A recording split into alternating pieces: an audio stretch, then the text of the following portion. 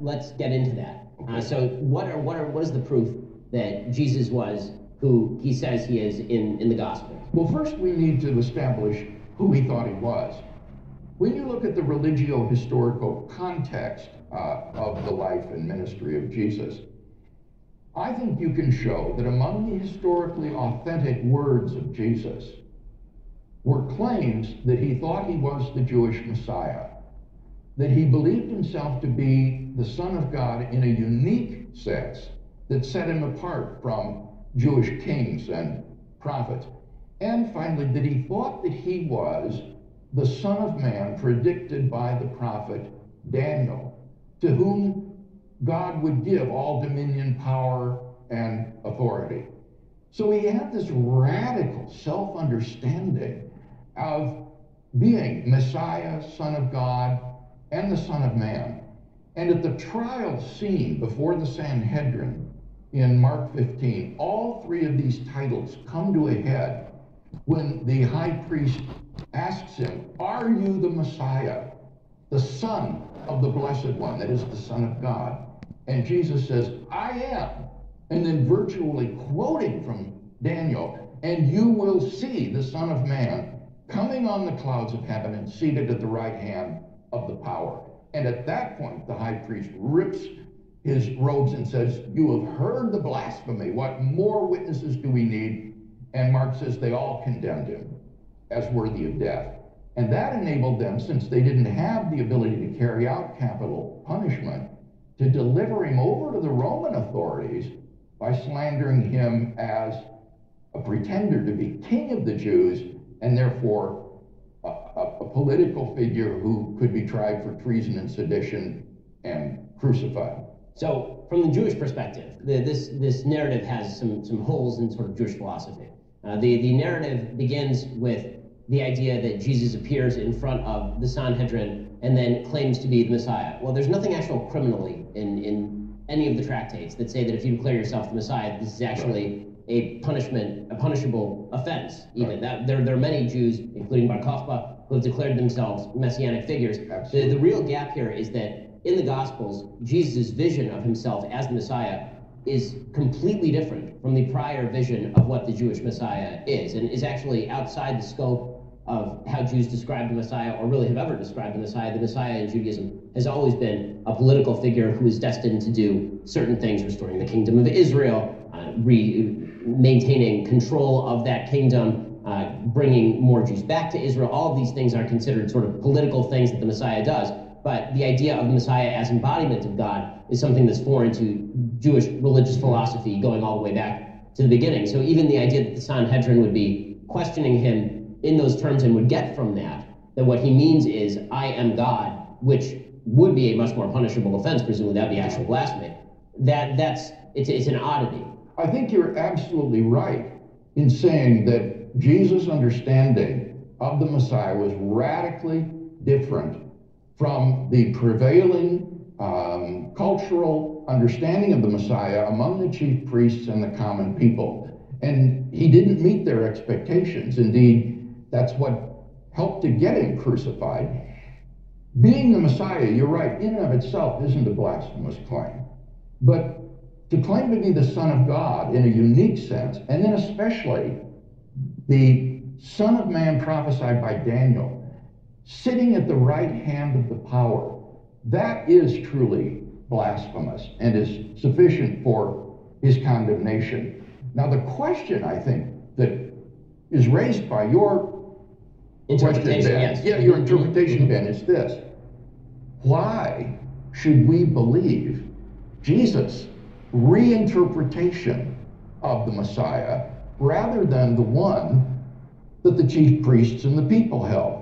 And I think the answer to that is his resurrection from the dead. Jesus' resurrection from the dead is Yahweh's public and unequivocal vindication of the man whom the chief priests had rejected as a blasphemer.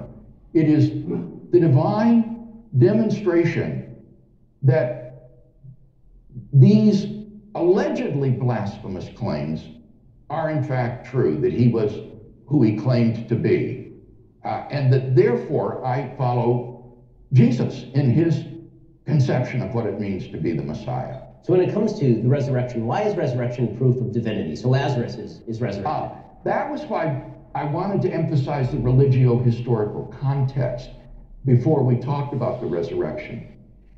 A miracle taken in isolation is inherently ambiguous. The proper interpretation of a miracle is going to be given by the religio-historical context in which it occurs. And the resurrection of Jesus is not just the resurrection of any old body.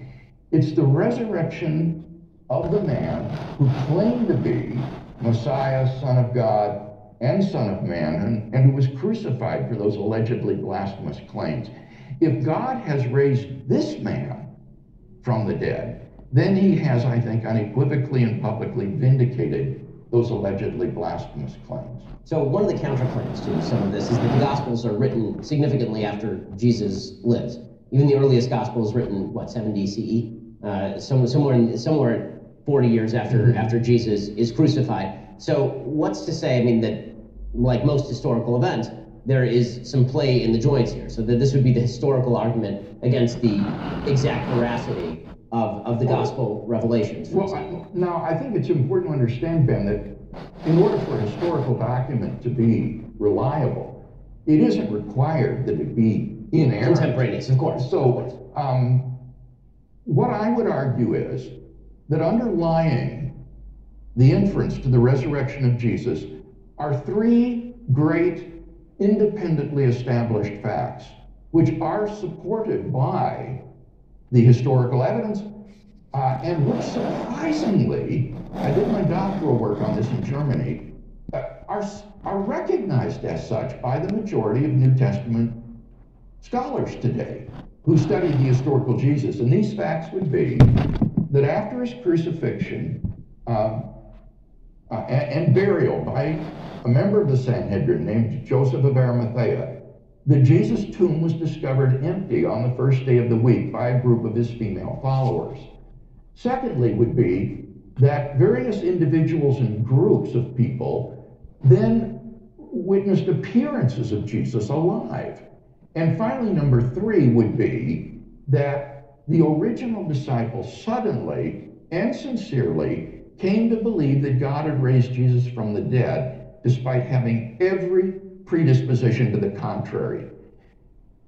The vast majority of scholars have come to accept as convincing the evidence in support of those three facts, not assuming biblical inerrancy or inspiration, but treating the Gospels as ordinary historical documents. You can show, for example, that the fact of the discovery of the empty tomb is attested by at least 6 independent sources in the New Testament, some of which are extraordinarily early. No scholar denies that individuals and groups saw post-mortem appearances of Jesus. The only question is whether you should or could dismiss them as hallucinatory. And again, nobody denies that the original disciples suddenly and sincerely came to believe that God had raised Jesus from the dead. So these three facts are pretty firmly established, and the only question is, then how do you best explain them? And down through history, attempts have been made to explain these facts without recourse to the resurrection, like the conspiracy theory, the apparent death theory, the hallucination theory, and so forth.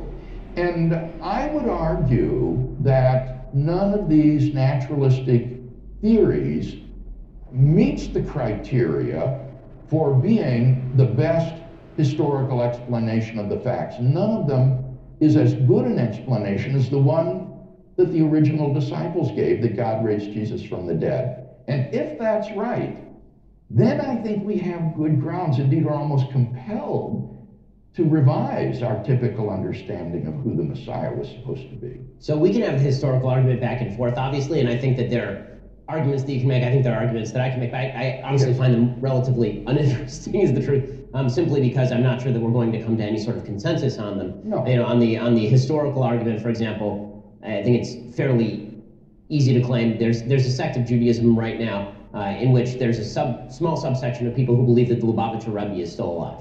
Right? The Lubavitcher Rebbe passed away in the 1990s. Yes. And there's still people who treat him as though He is not that. They call him the Messiah. They think that he was the political Messiah. They have, and they still do that 20 years after his death.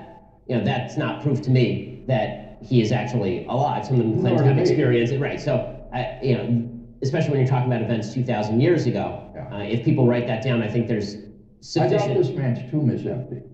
I mean, I haven't dug him up,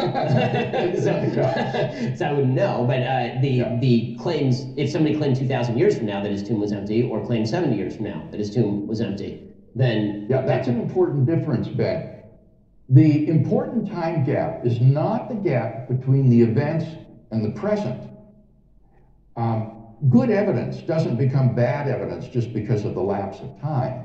The critical event, as you just said, is the time gap between the events and the recording of those events. And in the case of the events of the life of Jesus and his resurrection, that time gap is extraordinarily narrow. We can push back even before the writing of the Gospels and the epistles of Paul by discerning the traditions upon which they relied when they wrote. And some of these go back to within, it's estimated, 5 years after Jesus' crucifixion. I'm thinking of the ones that Paul transmits to the Corinthian church in 1 Corinthians 15. So we're on pretty good ground there in terms of the earliness and the multiplicity of our sources for the life of Jesus.